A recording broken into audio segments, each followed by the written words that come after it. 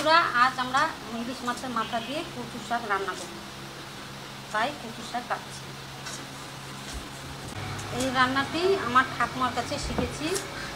এই রান্নাটি আজকে আমি আপনাদের সাথে শেয়ার করব। আজ আমার মা ইলিশ মাছের মাথা দিয়ে কচু শাক রান্না করবে। চলুন তাহলে দেখে নিন। মা, তাহলে কচু শাক করতে কি কি লাগছে সেটা বলে দাও। কালো জিরে, দুটো শুকনো লঙ্কা, কাঁচা লঙ্কা, রসুন থেতো, ইলিশ মাছের মাথা, তেল আর কচু শাক ধুয়ে রেখেছি।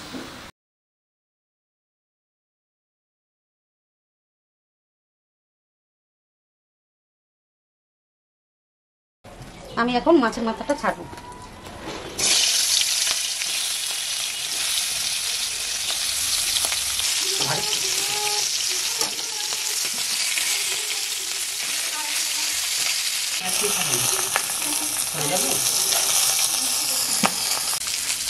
এবার আমার মাছের মাথা কড়া করে ভেজে নিয়েছি। এবার আমি তুলে নেব মাছের মাথাটা।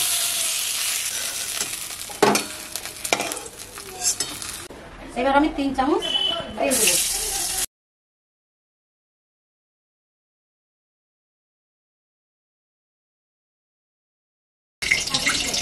শুকনো লঙ্কা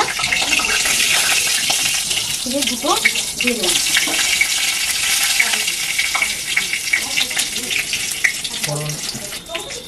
রসুন দিয়ে দিলাম,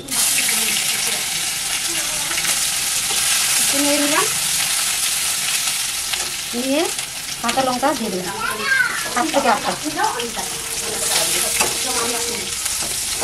দিলে কালো জিরাটা পুড়ে চিতা হয়ে যাবে, ও কারণে আমি দিলাম না। আমি ভাজা হয়ে গেল সব, তারপরে দিলাম না, কারণ পুড়ে যাবে। ঠিক আছে,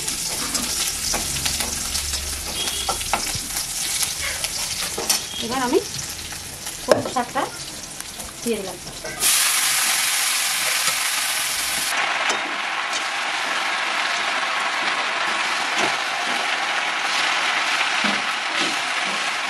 পরিমাণ মতো লবণ দিয়ে দিলাম, পরিমাণ মতো হলুদটা দিলাম।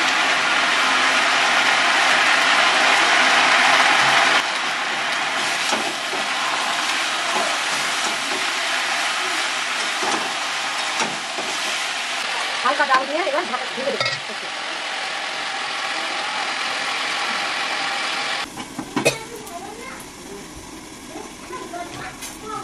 আমরা দেখে নিই কি হচ্ছে। 5 মিনিট হয়ে গেছে, কি হচ্ছে।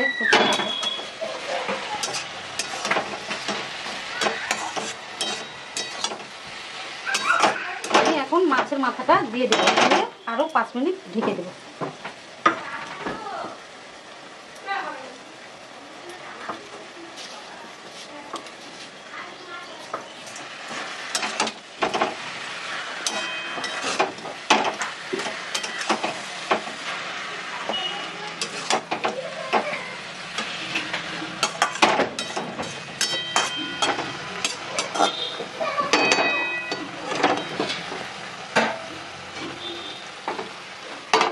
ঢেকে দিলাম।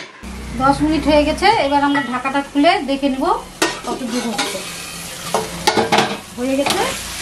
একটুখানি এখন আমি চিনি ছিটিয়ে দেব, দিয়ে একটু নাড়াচাড়া করে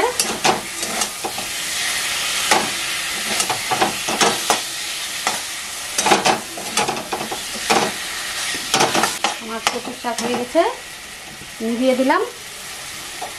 এর নামিয়ে নিচ্ছি কচু শাক।